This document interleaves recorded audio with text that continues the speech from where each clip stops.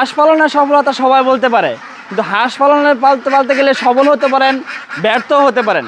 তাহলে আমি বলবো যে হাঁস পালন করার আগে ব্যর্থ কী কারণে হচ্ছে, কী কারণে আপনি হাঁস পালন করে ব্যর্থ হবেন, সেই বিষয়গুলো খুঁটিনাটি জেনে বুঝে অবশ্যই হাঁস পালন করবেন।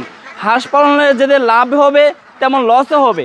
তাহলে আপনার দ্বারা কি হাঁস পালন সম্ভব কিনা, আপনার দ্বারা কি আপনার পরিবেশে কি হাঁস পালন সম্ভব হবে কিনা, এবং আপনার হাঁস পালন কি আপনার দ্বারা কি হবে কিনা, সর্বপরিসরে জেনে বুঝে লাভ ক্ষতির হিসাবটা করে তারপরে যেন হাঁস পালেন, এটাই আমার খামারিদের কাছে অনুরোধ।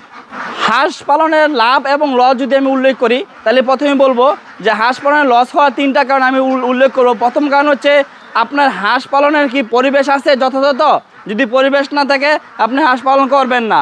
তৃতীয়ত হচ্ছে হাঁস পালন মতো আপনার যথেষ্ট অর্থনৈতিকভাবে কি সাপোর্ট আছে, যদি পারেন তাহলে করেন। তৃতীয়ত হচ্ছে যদি হাঁস পালনের মন মানসিকতা, মানে আপনি প্যান্ট শার্ট পরে একজন ছেলে, আপনি স্মার্ট একজন ছেলে, আপনার দ্বারা কি হাঁস পালন সম্ভব হবে, আপনার দ্বারা কি এই এই ময়লা আবর্জনা কি ধরা সম্ভব হবে, এইসব দিক বিবেচনা করে আপনি হাঁস পালন আসবেন।